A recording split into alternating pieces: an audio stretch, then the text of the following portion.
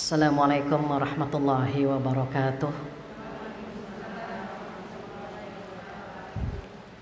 Alhamdulillahilladzi allafa baina qulubina fa asbahna bi ni'matihi ikhwana. Asyhadu an la ilaha illallah wahdahu la syarikalah wa asyhadu anna Muhammadan abduhu wa rasuluhu la nabiyya ba'dah. Alhamdulillah dan alhamdulillah, pagi hari ini Allah memberikan kita nikmat yang luar biasa, bisa hadir di rumah Allah, di masjid yang indah, dengan badan yang sehat. Sudah sarapan semua, alhamdulillah ya. Apa kata Rasulullah, jika hari ini kita bangun tidur dalam kondisi badan sehat, negeri dalam kondisi aman, ada makanan yang bisa kita makan hari ini, maka sesungguhnya Allah sudah memberikan dunia kepada kita. Masya Allah, anugerah yang luar biasa. Langkah kita dimudahkan pula ke sini. Tanpa izinnya kita nggak duduk di sini. Tanpa izinnya hari ini tidak bertemu. Maka nikmat-nikmat yang Allah berikan kepada kita mudah-mudahan kita syukuri, sehingga rasa syukur itu bisa mengantar kita ke surganya Allah. Dan doa saya untuk yang hadir hari ini, mudah-mudahan diberikan rezeki yang berkah, umur yang panjang, yang sendiri diberikan pasangan yang soleh, yang sudah berumah tangga diberikan rumah tangga yang sakinah, anak yang soleh solehah. Mudah-mudahan kita semua berkumpul di jannah, amin ya rabbal alamin. Tak lupa salawat dan salam kita sampaikan kepada kekasih kita Rasulullah sallallahu alaihi wasallam. Mudah-mudahan dengan hadirnya kita di tempat ini, Allah memberikan kesempatan kita bertemu dengan beliau di surga nanti, amin ya rabbal alamin. Karena tema perdana setelah berapa tahun tidak bertemu, sudah 1 tahun ya Bu, 1442 ke 1443, sudah 1 tahun kita tidak bertemu. Hari ini kita bertemu dan dipertemukan oleh Allah Subhanahu wa Ta'ala. Maka tema hari ini adalah cahaya di atas cahaya. Cahaya di atas cahaya ini tercantum di surat An-Nur ayat 35. Ibu-ibu yang dirahmati oleh Allah, tolong buka surat An-Nur sebagaimana tadi Bu Saroh sudah membacakan surat An-Nur ayat 35. Itu jantungnya surat An-Nur. Dan saya sudah membuat sebuah simulasi, walaupun tidak mirip, takutnya ibu lupa. Apa itu lampu templok? Ibu ada yang kenal lampu templok? Lampu tempel. Nah, ini saya buat ilustrasi. Lampu tempelnya ada di dalam dinding yang bolong, berlubang ya Bu, karena ayatnya seperti itu. Jadi lampunya ada di dalam dinding tapi tidak tembus dari sini. Terbayang ya Bu, kita punya tembok di belakang, temboknya ada lubangnya tuh, seperti tempat imam misalnya. Terus di situ ada lampu, Ibu bayangkan seperti ini. Ini ada air mineral, anggaplah itu lampu tempel, lampu temploknya gitu ya. Setelah saya buat simulasi ini, kita sama-sama lihat surat An-Nur. A'udzubillahi minasyaitonirrajim. Bismillahirrahmanirrahim. Allahu nurus samawati wal ardh. Allah itu pemberi cahaya kepada langit dan bumi. Nomor 1 yang harus disimpan di sini, Allah yang memberikan cahaya. Sinar mentari setiap hari bisa kita nikmati. Apakah kita beli Ibu? Gratis. Anak sekarang bilangnya gretongan. Sinar matahari ini gretongan ini. Gratis kita nikmati. Siapa yang bisa menikmati sinar matahari? Yang bangun pagi, jendela dibuka, pintu dibuka, sinar matahari masuk ke rumah. Kalau misalnya pintunya ditutup, jendela ditutup, hordeng ditutup, matahari masuk nggak Bu? Nggak masuk. Sama halnya hidayah. Allah itu ngasih hidayah kepada semua hambanya, karena Allah pemilik hidayah. Allah pemilik hidayah, memberikan hidayah kepada siapa saja, dengan catatan hati kita jangan ditutup. Hati kita dibuka selebar-lebarnya, agar hidayah Allah masuk ke lubuk hati kita yang paling dalam. Yang menjadi masalah, banyak yang komentar begini, saya sih nggak perlu nutup kepala, Karena yang penting kan hati dulu dihijab gitu ya Bu. Bagaimana hati dihijab? Kalau hati dihijab berarti hati ditutup. Kalau kepala, kalau aurat memang harus ditutup. Tapi kalau hati jangan ditutup. Maka kalau ada yang komentar bahwa yang penting kan hatinya dihijabi dulu, salah itu komentar itu. Berarti dia menutup hatinya dari pintu hidayah Allah. Padahal Allah memberikan hidayah kepada semua siapa saja. Nah, kemudian di ayat ini Allah memberikan perumpamaan, memberikan contoh sebuah ilustrasi. Bagaimana sih cahaya Allah sebenarnya? Setelah Allah menyampaikan kepada kita bahwa Allah pemilik cahaya, pemberi cahaya, menggenggam cahaya di langit maupun di bumi, apa kata Allah? Mathalu nurihi kamishkatin fiha misbah. Perumpamaan cahaya Allah itu kamishkat. Miskat itu lampu. Apa tempat yang berlubang tadi? Jadi kata Allah di sini, perumpamaan cahayanya seperti sebuah lubang yang tidak tembus. Ibu, ini ada lubang kan di tisu ini, ada lubang ya Bu, ini lubang. Tapi tidak tembus dari sini itu, enggak kan Bu? Dia hanya lubang di depan saja.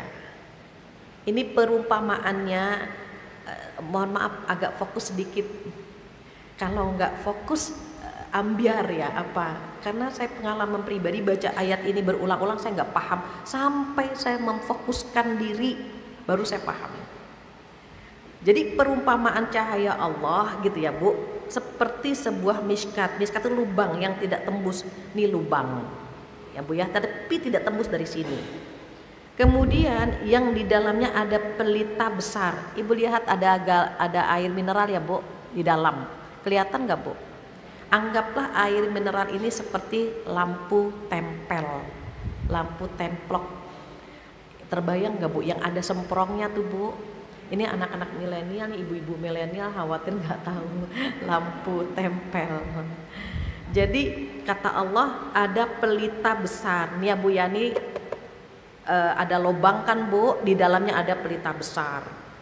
Kemudian pelita itu di dalamnya ada tabung kaca, semprong tuh Bu. Semprong, nah itu tabung kaca. Dan tabung kaca itu bagaikan bintang yang berkilauan. Jadi tabung kacanya itu seperti bintang yang berkilauan yang dinyalakan dengan minyak dari pohon zaitun yang diberkahi. Ibu terbayang nggak? Ada lampu, ini misal lampu, ada tempat minyaknya kan Bu? Lampu ada tempat minyaknya. Nah ini misalnya, ini lampu, ini minyaknya Bu, ini ada sumbunya gitu ya Bu, terbayang ya. Tapi dia berada di dalam sini gitu. Nah kata Allah apa? Bagaikan bintang yang berkilauan yang dinyalakan dengan minyak dari pohon yang diberkahi, yaitu pohon zaitun. Pohon zaitun ini kebetulan kata Allah tidak tumbuh di timur dan tidak tumbuh di barat. Saya bacakan dulu, nanti saya buat ilustrasinya. Kemudian yang minyaknya saja hampir-hampir menerangi walaupun tidak disentuh api. Ini apinya, sumbunya belum dinyalakan Bu. Sumbunya belum dinyalakan, tapi minyaknya saja sudah bercahaya. Padahal ini belum nyala ya Bu, dia sudah bercahaya gitu. Mengapa? Karena minyak ini tumbuh tidak dari timur dan tidak dari barat. Apa ini Bu? Al-Quran, syariat Allah. Ini badan, Ibu perhatikan, ini badan, nih Bu ya, badan. Di dalamnya ada hati, gitu kan Bu? Di dalam hati itu ada iman. Bisa dipahami Ibu? Jadi di dalam hati ini ada iman, dan iman itu sudah bercahaya. Mengapa? Karena iman itu diisi dengan Al-Quran, yang di dalam Al-Quran ada syariat Allah. Perintah Allah, larangan Allah adanya di mana? Di antaranya di Al-Quran. Jadi ketika Ibu lihat, Ibu komparasi, Ibu bandingkan wajah non muslim dengan wajah mu'allaf. Ibu bandingkan auranya. Yang satu mu'alaf ada keimanan, ada iman. Yang satu belum jadi mu'alaf. Itu ibu komparasi. Siapa yang mu'alaf? Misalnya Roger ya Bu. Kalau saya kasih tahu tetangga saya, ibu nggak kenal. Roger, mohon maaf ya Roger ya, Umi kasih contoh. Jadi Roger dan Warta itu kan mu'alaf dulu Bu, baru nikah sama Cut Meriska. Nah ketika nikah, ibu coba bandingkan Roger sebelum jadi mu'alaf dengan foto setelah jadi mu'alaf. Auranya berbeda. Mengapa bisa berbeda? Karena ketika menjadi mu'alaf ada cahaya keimanan. Cahaya keimanan itu tidak datang dari timur dan tidak datang dari barat. Jadi ketika seseorang percaya dengan Allah, percaya dengan Al-Quran, percaya dengan semua yang diturunkan oleh Rasulullah Sallallahu Alaihi Wasallam, maka dia punya aura bercahaya. Di situ Allah sampai mengikat dengan kalimat tidak dari timur dan tidak dari barat. Jadi kalau kita mengambil dalil itu jangan mengatakan di Arab aja begini, enggak. Di Eropa aja begini, enggak. Sumber itu datangnya dari Al-Quran dan hadis.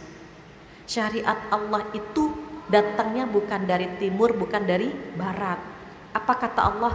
A'udzubillahi minasyaitonirrajim, ihdinas shiratal mustaqim. Tunjukkan kami jalan yang lurus, tidak belok ke kanan dan tidak belok ke kiri. Mengapa? Karena kalau ekstrim kanan terkadang menyulitkan. Kalau ekstrim kiri terkadang memudahkan. Apa contohnya? Kalau ekstrim kanan, yang ekstrim kanan mohon maaf wajah saya nggak boleh kelihatan begini Bu. Harus pakai cadar. Ibu tahu cadar? Niqab. Seperti film ayat-ayat cinta. Nah, kebetulan orang Arab hidungnya takabur ya Bu. Jadi kalau pakai cadar masih nangkring cadarnya. Kalau hidung saya tawadu. Hidung tawadu kalau pakai cadar saya terkadang nggak melihat. Itu pengalaman pribadi. Jadi kalau kiblat kita dari timur itu perempuan, mohon maaf ya Bu, ini kebetulan pengalaman ketika teman-teman kuliah di Pakistan. Itu teman-teman Arab kalau udah nikah nggak ngelanjutin kuliah. Sampai suatu hari ada yang konsultasi ya Bu, Ustadz saya sakit tapi suami saya tidak mengizinkan saya ke rumah sakit karena khawatir menimbulkan fitnah. Jadi saya terbaring lemah tanpa diobati oleh seorang dokter pun karena bla bla bla bla bla begitulah. Jadi sulit gitu, keras, tidak boleh ini, tidak boleh itu gitu ya Bu. Terus kalau berkiblatnya ke barat agak mempermudah. It's okay, perempuan keluar nggak apa-apa, nggak izin juga nggak apa-apa, nggak nutup aurat juga nggak apa-apa begitu. Maka hadirlah Islam. Ketika Islam hadir, nah membawa kemudahan. Itu kan Allah ulang-ulang terus. Allah menginginkan kemudahan bagimu, bukan kesulitan. Nah, siratal mustaqim itu moderat, tidak ekstrim kanan, tidak ekstrim kiri. Perempuan boleh keluar, tapi S dan K berlaku begitu. Apa S dan K-nya? Harus nutup aurat gitu. Harus izin wali. Tidak boleh berdua-duaan dengan lawan jenis. Kenapa? Karena yang ketiga pasti setan. Tapi kalau ibu sedang berdua-duaan dengan lawan jenis, saya lewat, saya bukan setannya. Nah, itu terkait dengan la syarqiyatin wala gharbiyah kata Allah. Ya kadu zaituha yudhi walau lam tamsas hunar. Sampai-sampai ini bercahaya, menyala padahal lampunya belum dinyalakan. Keimanan itu begitu. Iman itu bercahaya walaupun amal soleh belum dilakukan, begitulah. Iman itu sudah bercahaya walaupun amal-amal yang di dalam Al-Quran belum kita aplikasikan. Iman saja sudah memiliki cahaya, syariat Allah saja sudah memiliki atau memberikan cahaya. Nurun ala nur. Nah ini cahaya di atas cahaya. Yahdillahu linurihi may yasha wa yadribullahu al-amtsala lin-nasi wallahu bikulli syai'in alim. Jadi cahaya di atas cahaya, berlapis-lapis. Allah memberi hidayah kepada cahayanya bagi orang yang Dia kehendaki, yang Allah kehendaki. Dan Allah memberikan perumpamaan bagi manusia, dan Allah Maha mengetahui segala sesuatu. Ini tafsiran secara umum. Jadi ini tubuh manusia, di dalamnya ada hati, di dalam hati itu ada iman. Ya, Bu, bisa dipahami. Ada iman. Nah, bagaimana ketika iman ini bisa memberikan cahaya? Kenapa? Karena minyaknya bukan dari timur, bukan dari barat. Syariat Allah itu moderat, begitu. Syariat Allah moderat, jangan dipersulit dan jangan dipermudah. Dia udah sesuai sekali, cocok sekali buat kita. Minyaknya ini sudah bercahaya, padahal sumbunya belum dinyalakan. Apa maksudnya? Kalau sumbunya dinyalakan akan bercahaya lebih terang lagi. Itu yang dimaksud cahaya di atas cahaya, cahaya berlapis-lapis. Bagaimana menambah cahaya-cahaya itu? Nanti akan saya jelaskan. Intinya ini dulu Ibu paham ya. Masya Allah, jamaah JGC ini cerdas-cerdas, pinter-pinter. Jadi udah oke. Sekarang kita ambil tafsirannya Imam Al-Ghazali. Mungkin kalau dengan cara ini belum mateng banget, kita tambah dengan tafsirannya Imam Al-Ghazali. Apa sih tafsiran Imam Al-Ghazali? Miskat. Tadi miskat apa, Bu? Lobang ya, Bu. Iya, saya lupa, terbiasa coret-coret di papan. Ibu tulis miskat yang ada di Al-Quran itu lobang. Ilmu itu perlu diikat, dicatat gitu. Miskat lubang, misbah sebagai pelita gitu Ibu. Terus gitu ya Bu ya. Nah, sekarang kita pakai tafsirannya Imam Al-Ghazali. Mudah-mudahan lebih bisa memberikan pencerahan. Ketika kita memahami ada miskat, kalau cahaya milik Allah ya Bu, itu sudah kita bungkus lah. Dah, hidayah milik Allah, matahari, cahaya itu milik Allah gitu.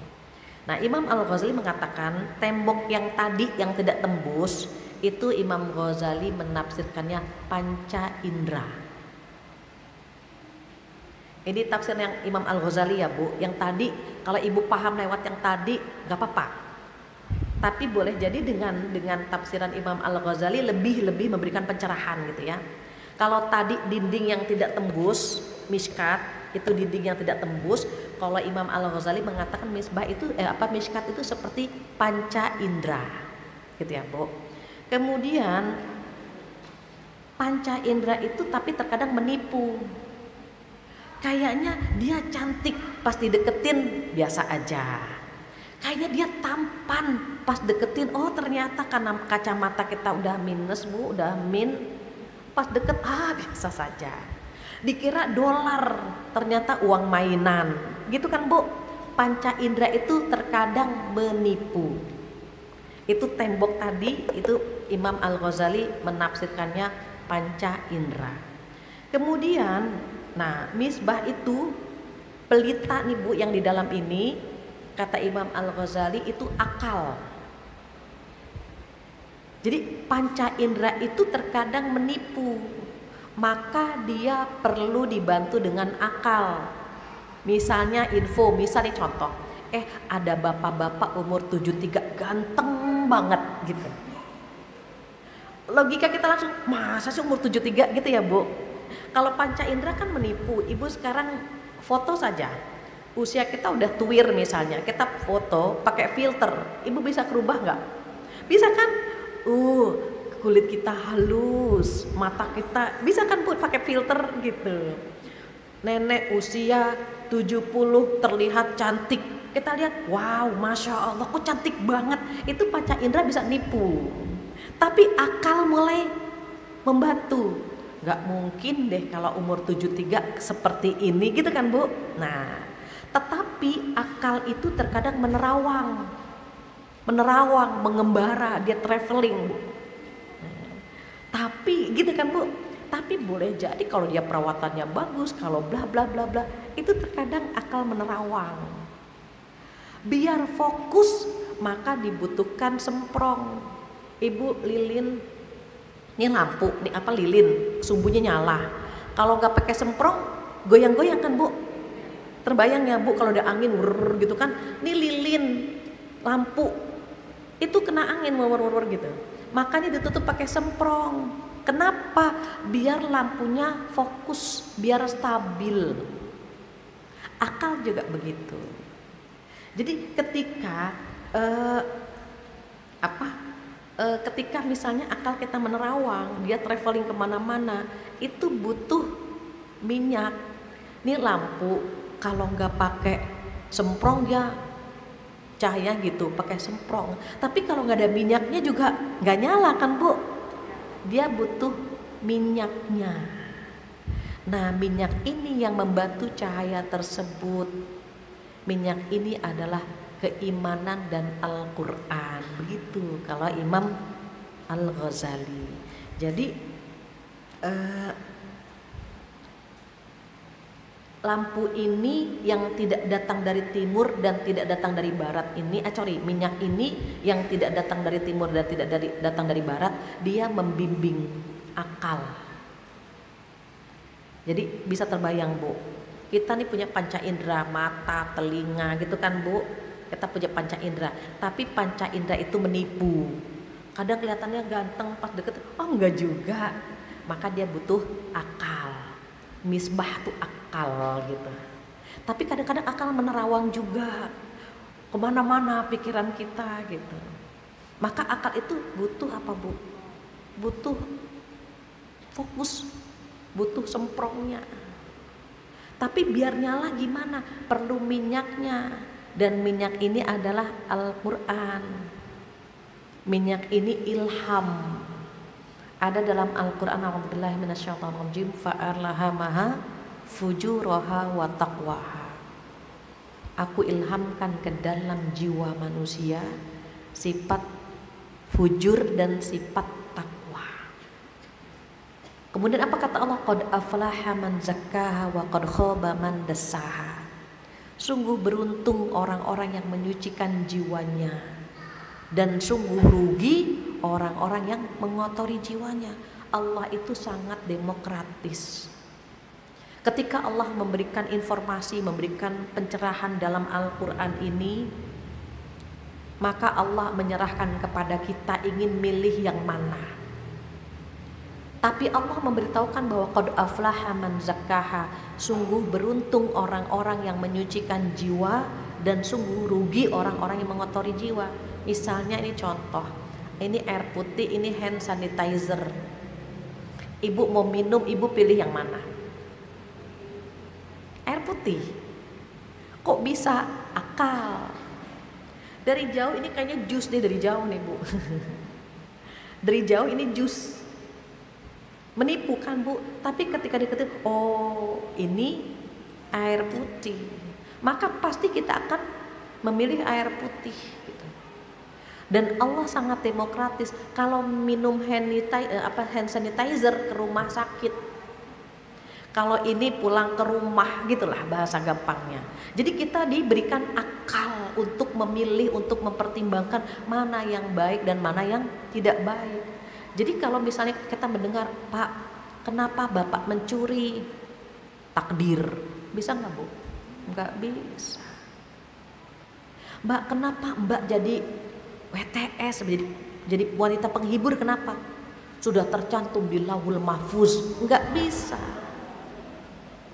Kan Allah ngasih akal. Makanya ketika akal menerawang kemana-mana, butuh ilham, butuh bimbingan.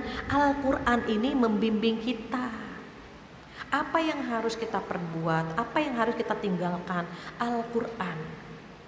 Maka definisi cahaya banyak sekali tafsirannya, Ibu. Ada yang mengartikan cahaya itu adalah iman. Ada yang memahami cahaya itu adalah Al-Quran.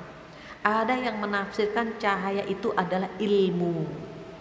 Mengapa? Karena Imam Syafi'i ketika berada ketika akan melakukan perjalanan, Imam Syafi'i bertemu dengan seorang wanita yang mau naik kendaraan. Kakinya tersingkap, Ibu. Kita kalau naik mobil kan suka lupa ya, Bu, kaki kita kesingkap gitu. Nah, Imam Syafi'i tidak sengaja melihat betis wanita tersebut, Ibu. Enggak sengaja, bukan sengaja ditungguin nih betisnya kesingkap, enggak sengaja, betul-betul. Aduh, wanita itu naik kendaraan betisnya tersingkap. Melihat betis wanita yang tersingkap tadi tanpa sengaja, langsung Imam Syafi'i lupa hafalan Qur'annya. Akhirnya Imam Syafi'i datang ke rumah gurunya yang bernama Waqi'. Ini masyhur ya, Bu. Syakautu ila Waqi'a su'a hifdzi fa arsyadani ala tarkil ma'asi. Aku mengadu kepada guruku yang bernama Waqi' tentang buruknya hafalanku. Maksudnya lupa lagi gitu. Maka guruku membimbingku fa arsyadani ala tarkil ma'asi. Guruku membimbingku agar aku meninggalkan maksiat. Mengapa? Fa innal ilma nurun wa nurullahi la yuhda lil 'asi. Karena ilmu itu adalah cahaya. Dan cahaya Allah tidak diberikan kepada orang yang berbuat maksiat. Nah, maka ada yang menafsirkan cahaya itu adalah ilmu. Ibu kalau ngaji suka lupa nggak? Suka lupa ya, Bu? Itu boleh jadi karena faktor dosa atau faktor usia. Kita ngapalin Quran, Ibu, bukan nambah hafalan, pindah hafalan. Ngapalin surat yang ini lupa. Ya kan, Bu? Ngapalin yang ini lupa. Begitu terus. Kenapa? Boleh jadi karena faktor dosa. Kata Ibu, ini baru pertama ngaji, temanya berat banget ya. Mau menggapai cahaya. Mengapa? Karena ketika kita duduk di majelis ilmu, sesungguhnya kita sedang menjemput cahaya Allah. Jadi hati kita itu sudah bercahaya ketika ada iman di sana, ada syariat Allah di sana, ada Al-Quran di sana, ada ilmu di sana, begitu Ibu. Kemudian kalau kita mengaplikasikan, kita mengamalkan semua ilmu tersebut, mengamalkan apa yang ada di Al-Quran, maka cahayanya lebih dahsyat lagi. Kalau kita mengamalkannya, sumbu mulai dinyalakan. Tadi belum dinyalakan kan, Bu? Tadi bercahaya karena minyaknya. Jadi baru cahaya minyaknya saja. Sekarang kita ambil korek api, kita nyalakan, maka cahaya di atas cahaya, cahaya di atas cahaya, terus lagi cahaya di atas cahaya. Apa yang kita lakukan? Bagaimana cara mendapatkan cahaya-cahaya itu? Ayat selanjutnya.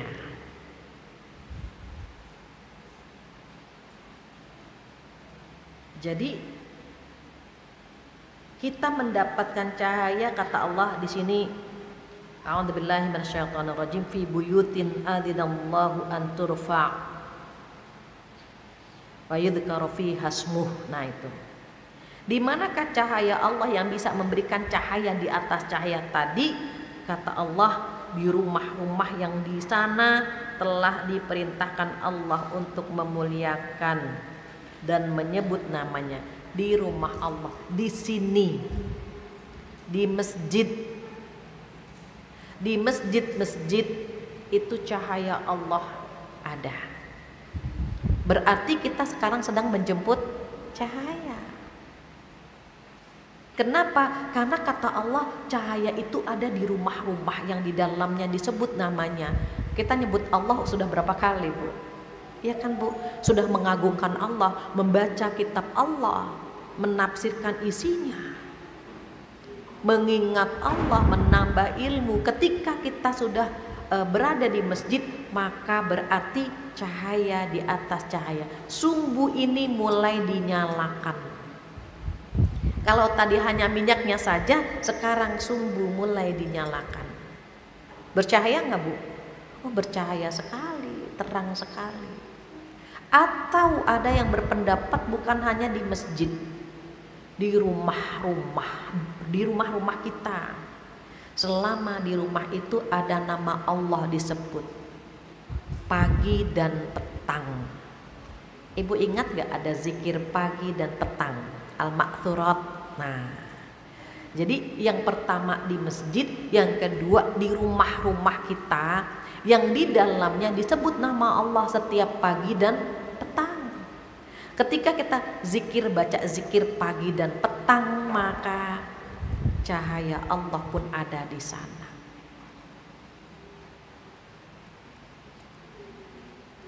Kemudian di sana bertasbih atau menyucikan namanya pada waktu pagi dan petang. Pagi itu kapan? Pagi itu sejak subuh sampai duha lah. Misalnya, aduh nggak sempat baca al-ma'surat ya tadi subuh, boleh habis duha boleh. Sambil nyuci piring, sambil nyapu. Daripada ngomel ya Bu, mendingan baca ayat kursi, baca trikul. Itu bercahaya. Kita jalan pagi, jangan diem aja sayang. Qomat kamit. Apa sih ya surat yang hafal? Kebetulan yang hafal cuma trikul, ya sudah trikul aja baca. Trikul tuh 3 kul, wallah 3 kali, al-falak 3 kali, an-nas 3 kali. Sudah itu saja qomat kamit. Nyuci piring kayak gitu, goreng-goreng apa. Kita kan kalau lagi pandemi begini jadi pinter masak tuh. Apaan aja diolah. Tepung bisa jadi bakwan, bisa jadi donat, bisa jadi gitu kan Bu. Itu Masya Allah. Jadi rajin dan pinter masak, tapi mulutnya qomat kamit. Nah itu. Jadi kalau pagi subuh gak sempet, habis duha bisa. Kalau petang kapan? Habis asar sampai mau tidur bolehlah gitu. Aduh lagi sore-sore lagi sibuk banget, masak lah. Oh suami pulang kerja, anak-anak masih sibuk Ibu. Mau tidur mulai qomat kamit. Baca apa? Jangan menghayal. Enak banget ya dia punya suami maharnya 1 miliar, ya Allah. Mana dapat apartemen 2M, mobil sekian, dibacain harta orang, suami orang. Nanti kita jadi stres Bu. Syukuri apa yang ada di hadapan kita. Rezeki masing-masing sudah ditakar, tidak tertukar. Kalau kita menghayal sesuatu yang tidak terjadi, itu bikin stres. Makanya kalau pengen awet muda, fokus dengan diri sendiri. Jangan mikirin nasib orang lain. Kita kepoin orang lain. Ya Allah dia enak banget punya suami pengusaha, lagi jalan-jalan, baca lagi status ini. Ya Allah dia lagi makan di restoran, baca yang ini. Capek kita. Ya Allah dia dapat suami enak banget, ya Allah. Kita jadi sedih dengan nasib kita kan Bu. Kalau mau tambah syukur boleh lihat status orang-orang yang lebih susah dari kita, bolehlah. Ya Allah ini pemulung ya gak dapat pekerjaan. Ya Allah suaminya dia di PHK, ya Allah. Nambah syukur ke diri, bukan syukurin dia gak punya pekerjaan, bukan begitu maksudnya. Kita bersyukur untuk diri kita, ya Allah alhamdulillah ya nak ya kita masih bisa makan hari ini. Saudara kita, tetangga kita, teman-teman kita hilang pekerjaan, hilang tabungan. Kan pada masa pandemi banyak yang mantap. Apa mantap? Makan tabungan. Syukur masih mantap ya Bu, ada tabungan yang bisa dimakan. Ada yang gak bisa. Akhirnya panci dijual, ulekan dijual. Bersyukur kalau ada yang bisa kita makan hari ini, Masya Allah. Maka kata Allah, cahaya itu ada di masjid, boleh jadi di rumah-rumah kita. Ketika zikir pagi dan petang kita lantunkan. Ketiga di mana? Nah, ketiga rijalun la tulhihim tijarah. Yang ketiga adalah orang-orang yang tidak dilalaikan oleh perdagangan dan jual beli dari mengingat Allah. Apa sih perdagangan? Check and give ya Bu, di mana ada transaksi itu masuk ke dalam ayat ini. Misalnya guru dengan murid ada transaksi kan Bu, memberikan ilmu mendapatkan ilmu. Ibu masak, bukan berarti oh ini yang buat bisnis aja nih ayat ini, tidak. Ibu masak, ada transaksi dengan masakan, terus nggak inget sholat, itu masuk ke dalam ayat ini. Jadi kalau ingin cahaya kita berlapis-lapis, cara yang ketiga adalah orang-orang yang tidak dilalaikan oleh perdagangan, oleh aktivitas apapun. Kita kan suka tanggung gitu kan Bu, tanggung dikit lagi nih mateng, tanggung lagi motong-motong, tanggung lagi di jalan, tanggung gitu kan Bu. Nah cahaya Allah itu diberikan kepada mereka yang tidak dilalaikan oleh itu semua. Waktunya sholat ya sholat, waktunya zakat ya zakat. Makanya dikatakan di sini wa iqamis sholat wa itaiz zakah. Waktunya sholat ya sholat, waktunya zakat ya zakat. Kita ngeliat saldo, waduh, angkanya lagi bagus banget ini angkanya gitu. Saldo kita nomornya lagi bagus, harus dizakatkan. Oh dizakatkan. Emas kita lagi menterengnya, aduh pas banget nih, misalnya sekian gram, 100 gram. Waktunya dizakatkan ya dizakatkan, nggak dilalaikan. Maka Allah menyebut ini, kenapa? Allah tahu kita terkadang lalai dalam mendirikan sholat dan lalai dalam menunaikan zakat. Mengapa Allah sampai berfirman di surat Al-Ma'un kalau nggak salah ya? Ya, a'udzubillahi minasyaitonirrajim. Fawailul lil musallin alladzina hum an sholatihim sahun. Ada kalimat sahun. Maka celakalah bagi mereka yang sholat, yaitu yang lalai dalam sholatnya. Kalau kita lalainya apa? Lalai waktunya. Pernah Bu? Sering. Lalai rokaatnya. Pernah? Sering. Kedua apa ketiga, ya Allah, sering kan. Ini gara-gara mikirin masakan jadi lupa kedua apa ketiga. Sampai-sampai sholat zuhur sujud sahwi, asar sujud sahwi, sholat maghrib 4 rakaat. Tuh kan, lagian ganjil sendirian sih dia jadi lupa deh gitu. Lalai. Pernah kan Bu lalai rakaatnya. Yang ketiga apa? Lalai bacaannya.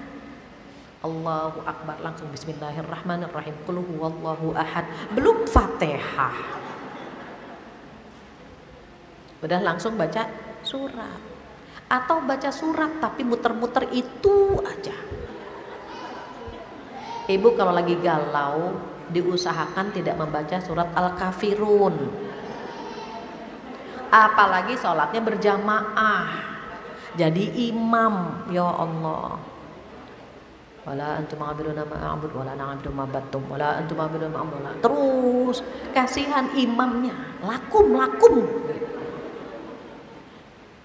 lakum dinukum waladhdallin. Amin lah ya. Pernah Bu lalai bacaan? Pernah. Kita lalai tuh Bu, lalai waktu, lalai rokaat, bilangan rokaat, lalai bacaannya. Mengapa? Karena kurang khusyuk. Karena tidak sabar, nggak sabar Bu. Sholatnya zuhur mikirin asar, iya kan Bu? Sholat maghrib mikirin nanti mau tidur. Sholatnya hari Sabtu mikirin hari Minggu mau kemana ya, jalan-jalan. Masih hari Sabtu mikirin hari Minggu, nggak sabar kita. Terkadang baru subuh, Allahu Akbar, enaknya masak apa hari ini ya, langsung ruku. Kayaknya di kulkas ada ayam, sami Allah liman hamidah. Ayam diopor apa dikecapin ya, Allahu Akbar. Subuh Bu, pagi-pagi kenapa mikirnya siang gitu kan Bu. Akhirnya apa? Pas assalamualaikum warahmatullahi, ngeluarin ayam dari kulkas langsung. Lalai kita. Maka kata Allah, fawailul lil musallin. Celakalah bagi orang-orang yang sholat, yaitu yang lalai dalam sholatnya. Kalau para sahabat tidak khusyuk sudah mengatakan celaka. Celaka kali ini aku sholatnya tidak khusyuk, begitu Bu. Kalau kita celakanya tadi 3 waktu, lalai waktu, lalai rokaat, lalai bacaan. Ada lagi kelompok nomor 3, orang-orang munafik. Celakanya apa Bu? Celakanya dia tidak sholat. Kalaupun sholat hanya siang dan zuhur dan asar. Orang munafik begitu Bu, di masa Rasulullah itu sholatnya hanya zuhur dan asar, karena kelihatan. Maghrib, isya, subuh kan gelap, nggak kelihatan, mereka nggak sholat. Jadi sholatnya itu karena riya, bukan karena Allah. Jadi na'udzubillah kalau misalnya kita sholat karena ada mertua, ya Allah mana mertua nginep lagi, Allahu Akbar dikencengin biar mertua denger. Riya, celaka kata Allah. Maka di sini dikatakan rijalun la tulhihim, seseorang yang tidak dilalaikan dengan perdagangan atau jual beli ya, dari mengingat Allah. Jadi tetap mendirikan sholat dan menunaikan zakat. Yang keempat apa? Yang keempat, takut dengan hari kiamat. Ya khafun, mereka takut yauman tataqallabu fihil qulub wal absar. Mereka takut kepada hari ketika hati dan penglihatan menjadi guncang, yaitu hari kiamat. Orang yang takut sama hari kiamat itu Bu, takut sekali melakukan dosa. Aduh, nanti kalau misalnya saya disiksa, aduh nggak sanggup ya Bu. Orang yang takut dengan hari kiamat, takut dengan balasan di hari kiamat, nggak akan pernah nyoba-nyoba. Mohon maaf kemarin ada pertanyaan yang buat saya miris ya Bu. Jadi ada kajiannya masih online gitu Bu. Ada kalau mencari pasangan kan Bu harus kufu, saya bilang sekufu gitu ya Bu ya.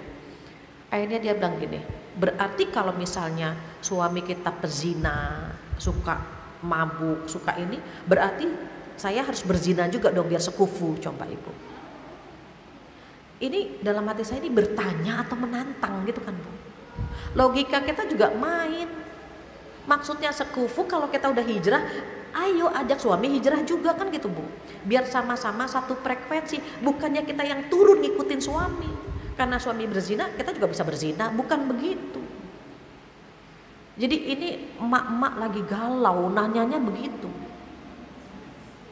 Emak-emak tuh bingung Bu ya. Bener kalau perempuan itu mudah dirayu, sulit dimengerti, itu perempuan. Kalau laki-laki kan mudah didapat tapi sulit dipertahankan. Kata Ibu bener banget, itu bener banget. Jadi ketika ada orang yang mencoba ya Bu untuk membalas kezaliman suaminya selingkuh, emang saya nggak bisa selingkuh, itu sebuah perbuatan yang konyol gitu. Apakah akhirnya saya cuma diam, hanya Ibu lagi galau. Makanya dia ingin membalas dosa suaminya dengan dosa lagi gitu. Saya cuma bilang, Ibu ketika melakukan dosa, ketika Ibu berzina, amankah Allah tidak mencabut nyawa kita? Itu saja sudah. Apakah aman ketika kita berusaha mencoba melakukan dosa, kemudian pada saat itu Allah tidak mencabut nyawa kita? Apa kita aman? Ketika Ibu berzina misalnya, Allah mencabut nyawa Ibu, ternyata Ibu meninggal dalam kondisi su'ul khotimah, sementara suami Ibu insaf. Itu kan bisa terjadi kan Bu.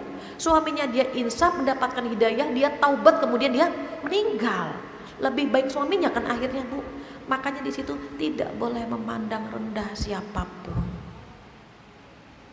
Kenapa boleh jadi di tengah malam mereka yang melakukan dosa besar, malamnya dia taubat, dia nangis di hadapan Allah Subhanahu wa Ta'ala, sementara kita masih ngerumpiin dia, ya Bu. Dianya sudah bersih karena sudah taubat, sementara kita menambah dosa karena ngerumpiin dia, ngegosipin dia, memfitnah dia. Maka harus istighfar, diperbanyak istighfar. Dan kita usahakan tidak merasa lebih baik dari orang lain. Kalau melihat orang lain yang unik ya Bu, ada perilakunya lah yang kita kurang suka, kita tutup. Cara nutupnya gimana? Ya Allah, boleh jadi dia pakaiannya seperti itu, tapi mungkin sedekahnya lebih banyak daripada saya, begitu. Boleh jadi dia tertawanya keras. Ada kan kita dengar ibu-ibu kalau ketawa ya gitu ya Bu ya. Ya Allah, kita sampai malu dengerinnya. Tapi kita langsung ingat, boleh jadi dia tertawanya seperti itu, tapi tangisannya di tengah malam lebih sering daripada kita. Nggak jadi Bu kita komentar. Atau kita lihat ada istri yang cerewet, ngomel-ngomel ya Bu ya. Boleh jadi dia seperti itu, tapi mungkin taat sama suaminya melebihi kita gitu. Jadi udah kita nggak merasa lebih baik, kita jadi tidak merasa mereka lebih rendah dari kita. Jangan sampai ketika kita ngaji, ya Allah alhamdulillah kita ngaji ya, dia kesiannya ya nggak pada ngaji, tinggal diajak aja. Sesekali ngaji yuk, senam bareng, nggak apa-apa senam bareng. Sekali-kali kita ngajak dia, karena dia ngajak kita ngajak dia, begitu Bu. Sampai kapan ya terus aja. Boleh jadi saat ini dia tidak mengikuti kita, tetapi saat dia sakit, saat dia sakaratul maut, dia ingat dengan pesan-pesan kita. Dia ingat dengan nasihat kita, ya Allah benar ya yang dulu dia bilang. Dia insaf pada saat dia sakit. Boleh jadi kebersihan hatinya melebihi kebersihan hati kita. Maka orang-orang yang takut dengan hari kiamat, takut dengan azabnya, takut dengan siksaannya, orang-orang yang seperti ini mendapatkan cahaya di atas cahaya. Allahu a'lam bishawab. Nggak terasa jam 11:04. Jadi hari ini ilmu perdana kita apa Bu? Cahaya di atas cahaya. Mudah-mudahan ilmu ini menambah cahaya kita. Kalau kita sudah tahu, oh begitu cara menjemput hidayah, tambah lagi cahayanya. Jadi kalau melihat lampu tempel, ini jantungnya surat An-Nur gitu langsung. Minyaknya bercahaya padahal sumbunya belum dinyalakan. Kenapa? Karena minyaknya bukan dari timur, bukan dari barat. Kalau minyaknya saja sudah bercahaya, maka kalau sumbunya dinyalakan akan lebih bercahaya lagi. Cahaya di atas cahaya. Jadi iman sumbunya amal soleh, begitu. Amal soleh itu sumbu kalau dinyalakan. Kita sholat duha bercahaya, sedekah bercahaya, senyum sama teman, assalamualaikum gimana, bercahaya. Senyum itu kan ibadah Bu, itu sedekah paling gampang tuh senyum, yang penting ada temannya, itu aja. Jangan sendirian, mau ngejemput cahaya, begini aja. Orang takut melihat kita nanti. Kebaikan itu coba, ada aura kan yang terlihat, Masya Allah inner beauty-nya keluar, itu. Mudah-mudahan bisa dipahami dan insya Allah hari ini kita mendapatkan cahaya berlapis-lapis, cahaya ilmu, cahaya Al-Quran, cahaya keimanan, cahaya silaturahim insya Allah. Allahu a'lam bishawab. Itu yang bisa saya sampaikan untuk materi hari ini. Jika ada yang ingin menambahkan, ingin mengurangi, atau ingin ditanyakan, saya persilahkan.